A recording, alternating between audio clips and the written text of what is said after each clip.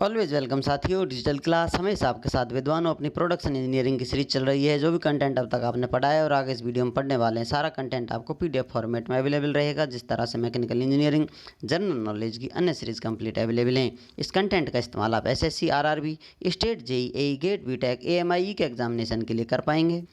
इससे पिछले वीडियो में साथियों हमने अलग अलग यतन जतन कर देख लिया था किस प्रकार से स्टील को दूसरी अवस्था में लाया जाता है या फिर किस प्रकार से उसका ट्रीटमेंट किया जाता है। उसका दिल दुखाने के बाद कौन कौन से मेथड हम उसका इलाज करते हुए इस्तेमाल करते हैं और उनको अलग अलग नामों से जाना जाता है। जैसी रिक्वायरमेंट है उस हिसाब से समझ लीजिए। इतनी उठापटक, इतना बदलाव क्यों किया गया है? क्योंकि आवश्यकता आविष्कार की जननी होती है। जैसी जैसी आवश्यकताएँ पड़ती गई, जैसे जैसा इसके साथ ज़िंदगी के साथ खिलवाड़ किया चलता चला गया और फिर स्टील के नए नए रूप देखने को मिले जो कि बहुत ज़रूरी थे और आवश्यकताओं की पूर्ति करने वाले थे। तो डिटेल में ये सब आपने स्टडी कर लिया, आपको पता चल गया है। आप चाहें तो कुछ और बदलाव कर सकते हैं। यदि ये आइडिया आपके दिमाग में आ रहा है तो एक्स्ट्रा आप कुछ दे सकते हैं इस प्रोसेस के अलावा भी।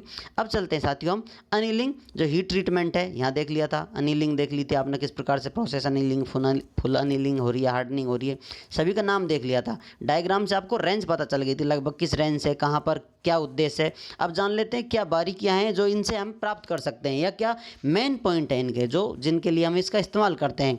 तो फुल अनिलिंग जब हम करते हैं तो हमें डक्टिलिटी की आवश्यकता होती है या फिर हम डक्टिलिटी प्राप्त कर लेते हैं। एम से उद्देश्य हमारा डक्टिलिटी प्राप्त करना होता है। जैसे कि पदार्थ हार्ड हो जाता है, ब्रिटल हो जाता है, तो अनिलिंग कर उसे हम डक्टाइल बना लेते हैं।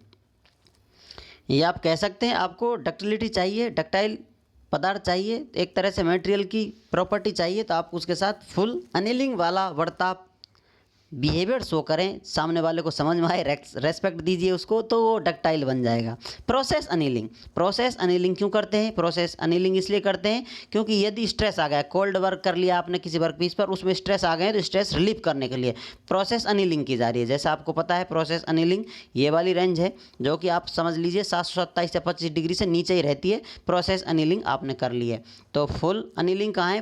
फुल अनिलिंग वाली रेंज ये है, तो यहाँ पर प्रोसेस अनिलिंग वाली रेंज ये है।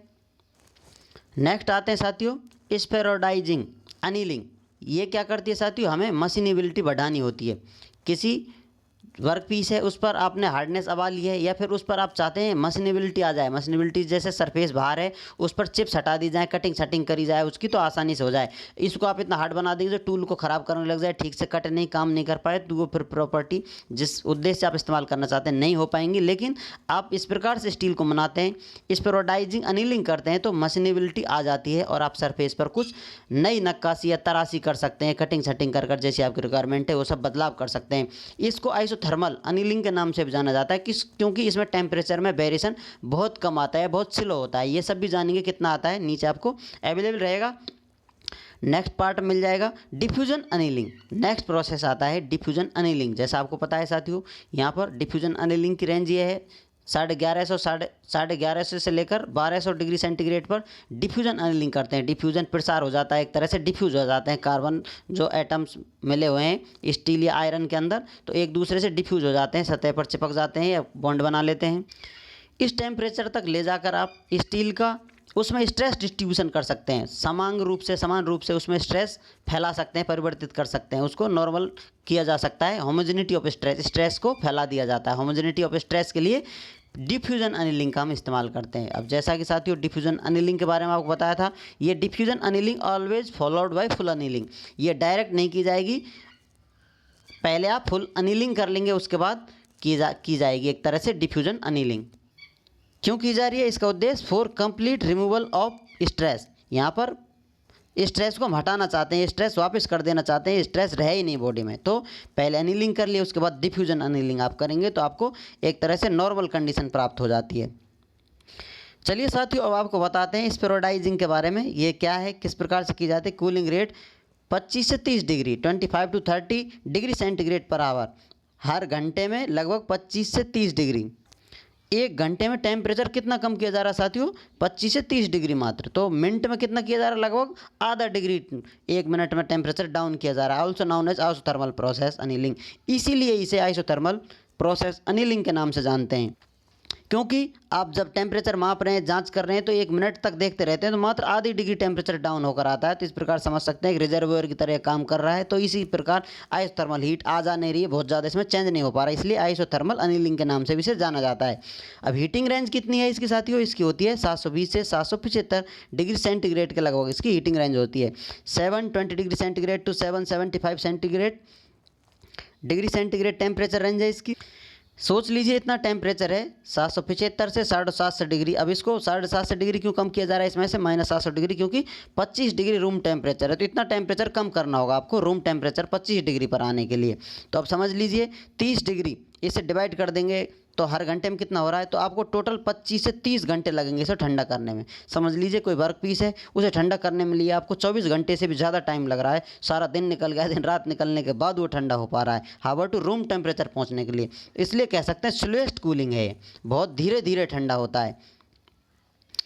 अब इसको करने से क्या फ़ायदा हुआ आपको? ठंडा बहुत जल्दी भी कर सकते थे, जैसा बताया था आपको। जैसे जैसे परिस्थितियाँ होती हैं, जैसे जैसे रिक्वायरमेंट होती है, उस प्रकार से वर्क पीस को मनाया जाता है, उसे ठंडा किया जाता है। तो यहाँ पर क्या स्पेशल बेनिफिट देखने को मिले? स्फेरॉइडल ग्रेन्स आपको प्राप्त हुए हैं। इनकी क्या खासियत है साथियों? मोस्ट सॉफ्ट होते हैं, डक्टाइल होते हैं, हाई मशीनेबिलिटी होती है। जिनकी चिप्स आप कटिंग करना चाहें, इस पर कट करना चाहें, काट साट करना चाहें, आसानी से हो जाएगी। तो इस प्रकार से गुदगुदे समझ लीजिए इसके ग्रेन हैं या एटम इस प्रकार से हो जाते हैं जो बिल्कुल सॉफ्ट हो जाते हैं, डक्टाइल हो जाते हैं, क्योंकि आपने इनके साथ बर्ताव ऐसा किया है, धीरे धीरे बेला बेला फुसलाकर इनका टेम्परेचर डाउन किया है। तो इस प्रकार से स्फेरॉइडाइजल ग्रेन प्राप्त होते हैं, स्फेरॉइडाइजिंग अनिलिंग प्राप्त होती है।